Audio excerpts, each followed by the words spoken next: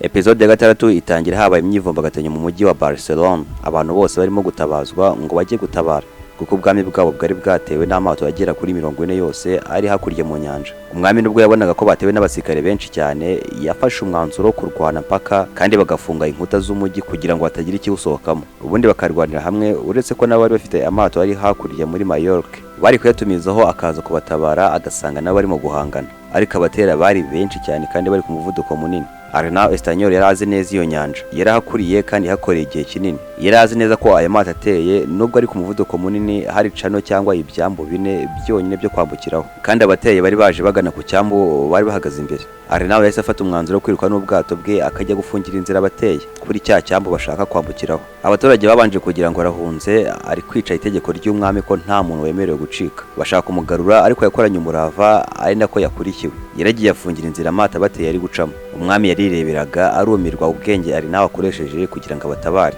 Nta wundi muntu numwe waragize icyo gitekerezo, uretse ko nta n'umwanya wari wo kubitekerezaho. Arnau nawe wishyuye abakozi n'abasirikare ku giti cye kugira ngo barwanire umujyi we. Bihagazeho barahangana, babuza ayo mato kwambuka ngo atere umujyi, kugeza ingabo zindi z'umwami ziturutse hakurya muri Mallorca zisenya ayo mato yose yari yabateye. Urugamba barutsinda gutyo. Abaturage bose barimo bafana kandi baririmba Arnau utumye batsinda urugamba bitabagoye. Abaturage baramwishimiye cyane, ubundi bamushyira umwami ngo amuhembe kubw'igikorwa cy'ubutwari yari amaze gukora. Kuri Arnau we yabonaga nta gikorwa kirenze yakoze ku buryo yagororerwa cyane, kandi umwami yashakaga kumuha buri kimwe cyose yifuza. Arnau we yasabye ko wajya kumuzanira umuvandimwe w'umupadiri Joanet wagiye kwiga no kuvuga ubutumwa mu mahanga. Umwami yahise afata ijambo amugira umuntu ukomeye cyane, amugira umutware ukuriye abandi batware, amuha ibikingi byinshi. Nk'aho ibyo bidahagije, amushyingira umukobwa we Eleonore yareze ibwami. Noneho umuvandimwe wa Arnau, Padiri Joanet, ngo naza abiri uzabasezeranya. Ariko Arnau ntabwo yashakaga ibyo byose, ariko ntiyari gusuzugura umwami ngo abyange, yagombaga kubyemera.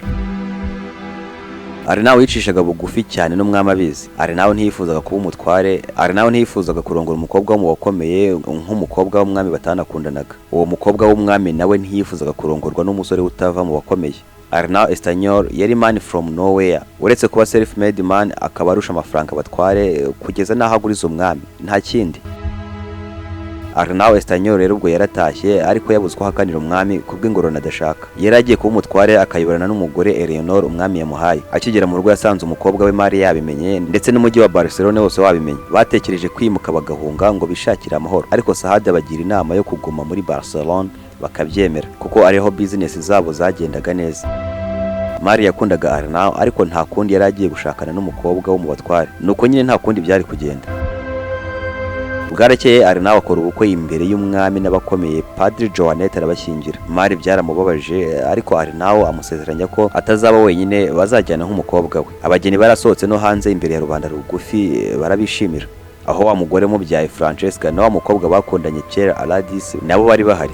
Nubwo Arnau yarazi ko nta nyina agira, ariko nyina Francesca aho yari yumvishe yishimye mu mutima we abonye ukuntu umwana we ameze neza. Aladis byaramubabaje cyane ukuntu Francesca yamubeshye ngo Arnau yarapfuye, ariko Francesca amwumvisha ko we ubwe na Aladis nibareka Arnau akigendera ntibamukurikirane ngo mwivangire mu buzima, aribwo azabona amahoro. Arnau akomezanya n'umugeni we ndetse n'umuryango we, ari we mukobwa yagiraga Mari, ataha ingoro nk'umutware. Bakinjiramo abagaragu barimo bubashye umugore wa Arnau kuko akomoka mu batware, ariko Arnau baramusuzugura, bamubuza no kwegera umugore we. Arnau nawe ntiyifuzaga uwo mugore na busa. Yafashe icyumba cya wenyine, ababwira ko atazigira ashaka na rimwe kwegera uwo mugore bamushyingiye. Ubwo babaye aho, ariko umugore akagira gutya agashaka gusura Arnau n'umukobwa we yareze Mari mu byumba byabo. Yarabafuhiraga cyane kuko Mari niwe wajyaga wita kuri Arnau nka se wamureze. Uwo mugore we Eleonore yagiye kureba Arnau aho yari muri business ze, hanyuma amusaba ko bakoresha inama guhura n'abandi bayobozi baho bose, dore ko ari Arnau wari ubakuriye. Arnau yari gutembera mu matware ye ari kumwe n'umukobwa we yabyaye muri Batisi mu Mar. Baragiye bagira ahantu hari akazu gato gatuyemo abakene cyane.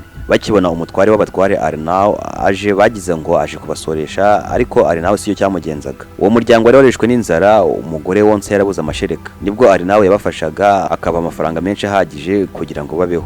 Ubundi ahita yigendera, kandi ababwira ko ntagira ikibazo bazagira bazamusanga iwe akabafasha. Arnau Estanyol we yabaye umutware utandukanye n'abandi, kandi ubugabo niwe wari ukuriye abandi batware bose bo muri ako gace. Ubwo inama y'abatware yabaga, abandi batware yarakuriye ntabwo bashaka kumwumvira ngo reka uriya ntiyavukiye mu batware, ariko umwami Pedro yari yaramuhaye ububasha n'ubudahangarwa bukomeye. Igihe yafataga ijambo bose baratangaye barumirwa. yakuyeho akarengane kose n'urugomo abatware bagiriraga abaturage, akuraho ihohoterwa, abohora abaturage barishima cyane. Ariko ku rundi ruhande yababaje abatware bose bari aho, ndetse n'umugore we Eleanor umwami yamushyingiye nawe byaramubabaje bikomeye. Arenawo yari azi ko ibyo yakoze n'umwanzuro afashe ushimishije abaturage ariko ukababaza abatware. Yari azi neza ko n'umwami atamuvuguruza kuko amurimo amafaranga. Arenawo yashakaga gusiga aciye urugomo muri ubwo buryo, ubundi agahita yisubira mu mujyi wa Barcelona kwikorera business, wenda akabategeka yibereye mu murwa cyangwa akanabareka. Yahise abisinyira, ategeka n'umugore we kubisinyira.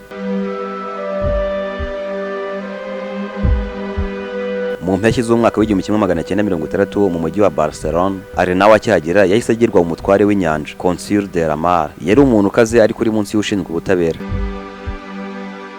Arenawo yahawe karibu cyane na muryango w'Abayahudi wamupfumbatije ubutunzi n'ubukire, ndetse asanga n'abana yatabaye barakuze. Wa mugore umwami Pedro yashyingiye Arenawo yashatse kugambanira umugabo we, ndetse ajya kureba umwavoka mukuru ngo amubaze uko byagenda umugabo we aramutse apfuye.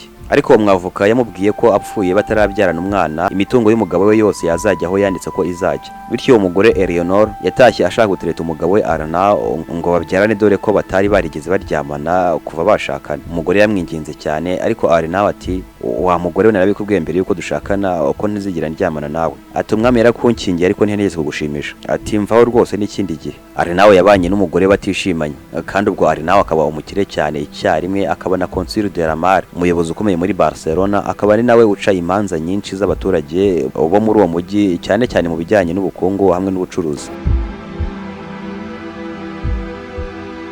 Padiri Albert wajyaga afasha Arenawo na Joannette bakiri abana yari mu zabukuru cyane, kandi ubwo bidatinze aza no kwitaba Imana. Bari nk'abavandimwe Arenawo na Joannette Padiri yareze. Byarababaje cyane, ariko nta kundi byari kugenda. Arenawo yaje hahandi yakuriye we na se bita ku mafarashi. Wa mukobwa yareze Mari aramusanga amushimira ko yamwakiriye akamurera, ariko anashaka kumwumvisha uburyo ari umuntu mwiza wishwe n'irungu udafite umugore umwitaho, kuko Mari yaramukundaga kandi ngo yumvaga nta wundi mugabo azashaka. Mu gihe bari aho, umugore wa Arenawo umwami yamushyingiye Eleanor yari hafi aho abyumva neza cyane kandi akabagirira ishyari bombi. Naho episode ya 6 yarangiriye, naho mu ya 7 murasanga kuri no chaîne. Imana ibahe umugisha.